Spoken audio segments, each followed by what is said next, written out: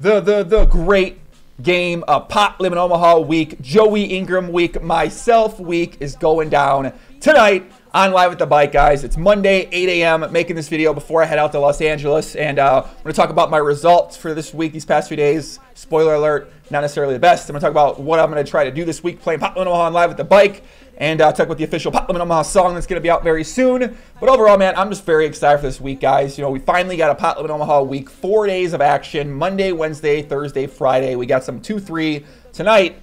5-5 Wednesday, 5-10 Thursday, 25-50 the high stakes on Friday. It starts at 9 p.m. Eastern every single day on YouTube's or Live at the Bike's YouTube and Live at the Bike's Twitch channel. Link in the description below. But yeah, man, I'm going to be playing all 4 days. I'm going to be looking to try to make $50,000, even though it's not going to happen. But if you guys know these PLO games, you know, we've seen some PLO games on television and broadcasted recently. Some play a little more nittier than others. These games, I think, are going to play a little bit more fun. I don't think they're going to be as crazy as the last game I played with Doug and Ryan Fee, but overall, these games are going to probably have straddles on there. There's going to be people not folding pre-flop, and I think my main goal of this, and I'm something I this is why I want to do this week, is I really, I talk about PLO a lot, obviously. I talk about the great game. I talk about being a great game. I talk about all this stuff about PLO, and I think that this would be a good case to showcase. This would be a good chance to showcase that to a bunch of people out there.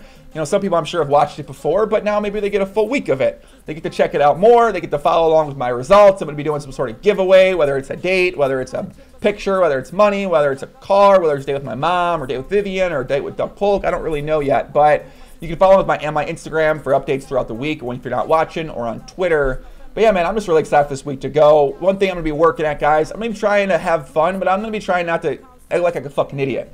Let's be real about this, right? When I go on here, I want to win. I play poker to fucking win, all right? I want to put on a good show, but I like winning. I don't like making mistakes. The only time I get mad or tilted at myself is when I play bad. I get, maybe I get a little bit bipolar poppy, as some people have been calling me, when I lose a $16,000 pot when the motherfucker makes backdoor quads, but that's normal, you know what I'm saying? That's normal. We all get upset about that. But this week, guys, it's not. I played a couple sessions and I got distracted. I've been really focused on poker. I let some distractions get in my life, which are great distractions, but I think it suffered with my poker mindset a couple sessions. I ended up losing back about $10,000, which is not good for our $100,000 goal for the month. But I made back about 1,500 cents then, or actually 2,000, I think, with rakeback since then. But obviously, you have a little downswing. And I don't think it was a downswing. I think it was, I played some 15-30. I lost a pretty standard $6,000 pot, all in, 3,000 each. I had a set. He had a gut shot and a flush draw. I think it was, 60-40, something like that. And you lose those pots. So those pots are going to set back. It was a good spot, a good game.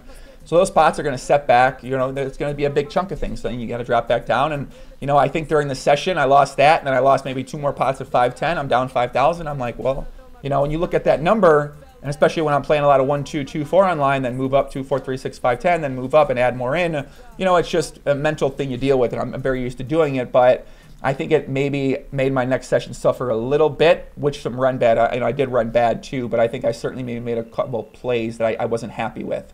And I think I made one play where I definitely tilted and I wasn't happy with myself at all about that. I think that's what I'm most upset about. So this week, I'm going to be looking not to do things like that. I'm going to be looking to you know what, man? Put on a show, right? Play well, do well, play a lot of pots, make a lot of hands, run well. Just overall, have people that play enjoy the game. If it's the first time playing PLO, have them get to know me, or have them just enjoy playing overall and Live at the Bike. I want to put on a good show, man. And I want to win. I want to play and have people be like, okay, man, yeah, Joey knows what he's talking about too. Even though I feel like most people out there, they know I know what I'm talking about, but at the same time, no one ever gets to see me play. And obviously, that's because of me. I don't really want to show my play, but I am kind of getting more around to the idea of maybe streaming some more of my Pot Limit Omaha play online. I think it actually would make me play fundamentally correct in a lot of situations, and I think some situations I certainly skirt the line in terms of what I think I can get away with and what I think overall builds into my dynamic and my image against certain players, which I think a lot of those things aren't necessarily going to be fundamentally correct, but I do think that if you know how to exploit certain players based on potential assumptions they're going to make against you or how they're playing against you, and this is kind of something, it's really hard to quantify a lot of this stuff, and it sounds kind of, I don't know, it's maybe, I don't even know what it sounds to people out there, but this is kind of stuff I always work with people on, and I always think about myself, and it's, a number of different reasons. I think I have a lot of success playing PLO when I actually focus and play, but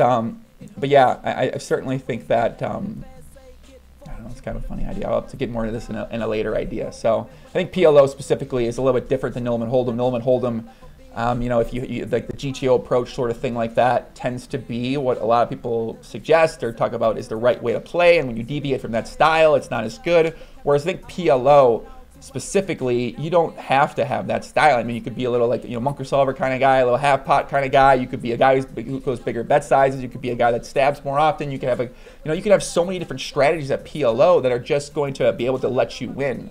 Especially if you know how to, you know, the idea of game selection comes into play, or the idea of knowing which players you play well against, knowing which players you struggle against, avoiding some spots that might be immediately plus EV against certain players that if you lose, you know your mindset's going to be affected, so you decide to take a more passive route and instead wait for just a better spot.